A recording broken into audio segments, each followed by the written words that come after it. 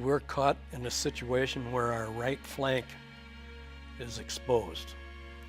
He said they're pulling the 2nd Division out of here and you're being replaced with the 106th Division. And we've been told that they will not be able to occupy this position. So our right flank of the regiment, of the division, of the corps is exposed. He said, we're going out and find where we can put your platoon for a couple of days until we can get someone from the rest of the regiment to come replace you. All right, so today we're diving into an incredible story from World War II. The story of Lyle Bouck. Oh, this is a good one. I know, right? Yeah. This guy was a 20-year-old lieutenant facing down an entire German battalion. Wow. During the Battle of the Bulge. I mean, talk about pressure. With just 18 men. Oh, my goodness. Yeah, so we're going to be using a first-hand account from this fascinating interview he gave. Okay. And we're going to piece together the historical context. Yeah. Using sources like Wikipedia. All right, sounds good. So, Bouck's story really begins long before that fateful day in December 1944. That's right. His path to the Battle of the Bulge is fascinating in itself. So his story starts during the Depression. Yeah. Can you believe he joined the Missouri National Guard at just 14 years old? 14 years old. To help his family. Wow. He wasn't even asked his age. No way. Yeah. That's amazing. That's just incredible. What a testament to the times and his character. I mean, imagine that sense of responsibility at 14. Yeah. Like, he didn't just join. Yeah. He excelled. Yeah. He quickly rose to supply sergeant. Wow. That really speaks to his leadership potential even at that young age. Absolutely. I mean, that really shines through, even at such a young age. Right. It's just incredible. And that early experience in the Guard proved crucial later on. Oh, for sure. It instilled in him Yeah. a sense of discipline, responsibility, and leadership that would be invaluable during World War II. Right. It really, in a way, his path was set from that moment. So how does this young man from the Depression end up in the middle of one of World War II's most crucial battles? Well, his experience in the Guard really paved the way for his service in World War II. Okay. By age 20, he was a lieutenant. Wow. Leading the intelligence and reconnaissance platoon of the 394th Infantry Regiment, 99th Infantry Division. All right. They landed in France in November 1944, and they were eventually sent to the Ardennes region. Oh, wait, the Ardennes? Yeah. Wasn't that considered a quiet sector at the time? Precisely. And that's where we start to see the seeds of what would become a major intelligence failure for the Allies. Oh, really? They believed the Ardennes was unlikely to see major action. So they stationed units like Bouck's there, tasked with gathering intel on the Germans, rather than preparing for a full-scale offensive. So Bouck and his men were essentially in what they thought was a relatively safe zone. Right. Totally unprepared for what was about to hit them. Yeah, and what's important to understand here is why the Allies underestimated the German threat. There were multiple factors at play. Okay. Faulty intelligence reports and overconfidence stemming from recent Allied victories, and a misunderstanding of Hitler's strategic intentions. Wow. This miscalculation would have significant consequences, leading to the surprise attack known as the Battle of the Bulge. So this is where Bouck's story takes a very dramatic turn. That's right. He and his men found themselves on the front lines of a battle they never saw coming. Exactly, their platoon. Along with 4 forward artillery observers, were positioned near a key route for the advancing German forces. Okay.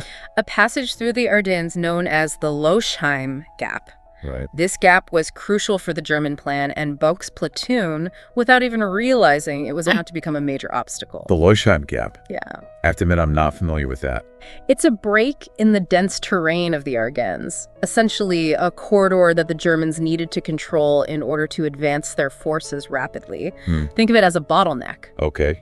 And Bouck's platoon was right in the middle of it. So their mission to gather intel suddenly becomes a desperate fight for survival. On December 16, 1944, everything changed. Oh, wow. That's when the German offensive began, and Bouck's 18-man platoon, along with those 4 artillery observers, found themselves facing an entire German battalion over 500 men strong. Wow. Near the village of Lanzerath. That's incredible. Wow, a tiny platoon I know. facing off against a battalion. That's insane. It was a total David versus Goliath situation.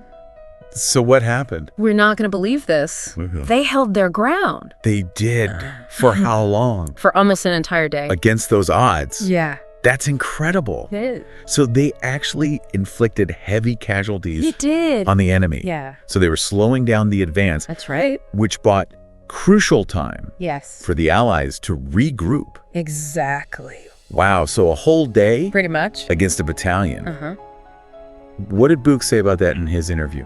Well, in the interview, he describes it as just a desperate fight for survival. I bet. They were outnumbered, Of course. outgunned, constantly under attack. Oh my goodness. But they used every tactic they could think of. Like what? Taking advantage of the terrain, Okay. coordinating with the artillery observers. Right. And they just refused to give up. I mean, it's hard to even imagine Uh-oh. the courage and determination that must have taken. Well, it really speaks volumes about Bouck's leadership. Yeah. He kept his men focused, motivated, and fighting, even when all hope seemed lost. I mean, they knew how important their position was. They did. That they were delaying a crucial part of the German advance. Yes. So they weren't just fighting for their own survival. Right. They were impacting the entire battle. Exactly. Their actions had a ripple effect. Wow. By holding the Loschheim Gap for as long as they did, they disrupted the German timetable and bought precious time for the Allies to reinforce their lines. Wow. It was a small victory in the grand scheme of things, Yeah. but a significant one nonetheless. So, but they were ultimately captured. Right.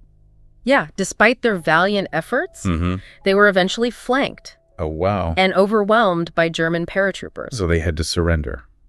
They did, but not before inflicting serious damage on the enemy and achieving their objective of delaying the advance. It must have been a crushing blow after such a heroic stand. What happened to Bouck and his men after they were captured? While their ordeal was far from over, I bet. they faced a brutal journey eastward as prisoners of war. Ugh. Packed into overcrowded train cars with little food or water, Oh my goodness. they endured horrific conditions. Bouck talked about all that in his interview. He did. What does he say? Well, he talked about the constant fear, the freezing cold, Yeah. and the loss of his comrades even before reaching a POW camp. It's heartbreaking. It is. I mean, it's a stark reminder that the horrors of war Yeah, extend far beyond the battlefield itself. absolutely. The physical and psychological toll on these men was immense. Yeah. You know, Bouck describes how 7 men in his train car alone died during that journey. Oh my gosh. Imagine the despair, I know. the sense of loss amidst the already dire circumstances. So where were they taken after this? Well, they were eventually imprisoned in various POW camps, Okay. including Stalag Thirdemny in Nuremberg, and later Stalag Thirdevsee in Hammelburg. Okay. These were large camps housing thousands of prisoners. Wow. With harsh conditions and constant hunger. So even after surviving the battle, they faced a whole new set of challenges in captivity. Absolutely. But even in those dire circumstances, Bouck's leadership and quick thinking continued to shine through. Oh, really? Yeah, there's a rather fascinating anecdote from his time at the Hammelburg camp. Okay, I'm intrigued. Well, during a daring raid on the Hammelburg camp by General Patton's forces, Oh, wow. who were attempting to liberate American POWs, Right. Bouck, with his sharp mind, pretended to be a higher-ranking officer. Wait, why would he do that? He saw an opportunity, Okay. amidst the chaos of the raid. By posing as a higher-ranking officer, he hoped to blend in with the liberated prisoners and escape. Oh, wow. It was an audacious plan, Yeah. and for a while it seemed like it might actually work. Did he make it? Unfortunately, the raid itself was largely unsuccessful, Oh, no. and Bouck was recaptured. Oh, man. But his attempt speaks volumes about his resilience and his unwavering desire to regain his freedom. Right. It's a testament to his spirit, even in the face of seemingly insurmountable odds. So it's almost like he never stopped fighting, Exactly. even as a prisoner. That's right, and his story doesn't end there. Really? Yeah, the most remarkable part is yet to come. Oh, come on. You can't leave me hanging like that. All right, I think we have time to continue. He almost pulled off an escape during a raid? You would not believe this. What? So the heroism of Bouck's platoon, it went largely unnoticed Really? for decade. No way. Can you believe that? 37 years. 37 years. That's crazy. Yeah, for them to receive the recognition they deserved. That's almost unbelievable. It is. What was the holdup? Well, it's a complex story involving bureaucracy, lost records, Okay. and just the sheer scale of World War II. Right. It seems that their actions were simply overlooked Yeah. in the aftermath of such a massive conflict. So how did their heroism finally come to light? A retired Army colonel, Alex Borrello, he stumbled upon their story while researching the Battle of the Bulge. Wow. He was just astonished by what he discovered and felt compelled to bring it to the attention of the Army. It's amazing how a single individual's dedication makes such a difference. It really is. And Borrello's efforts paid off.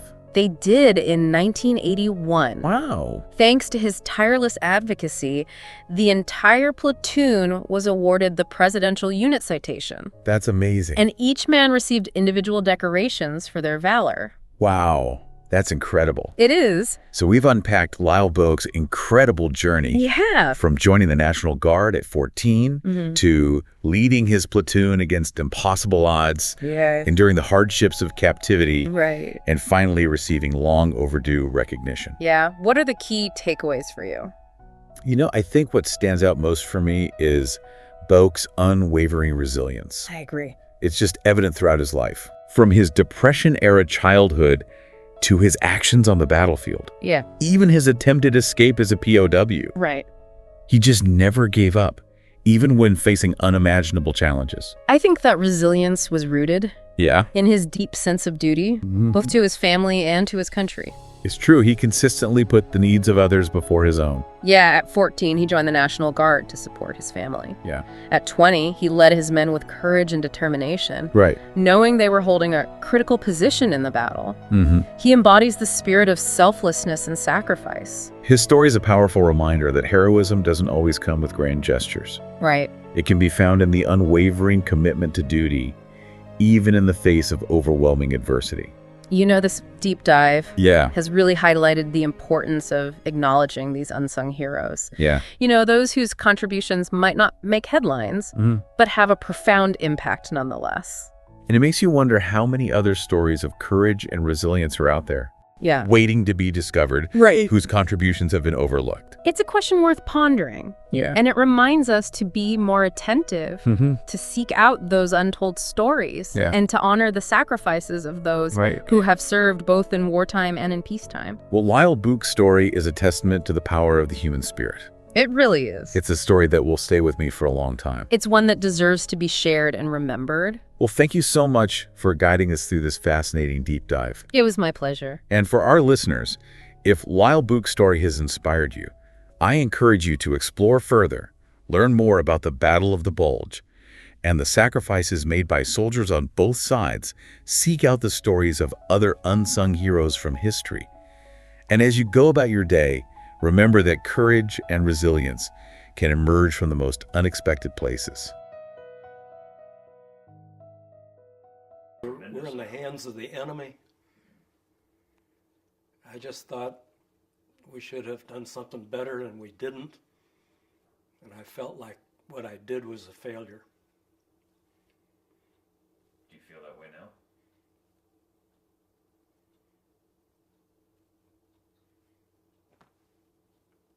Couldn't tell you.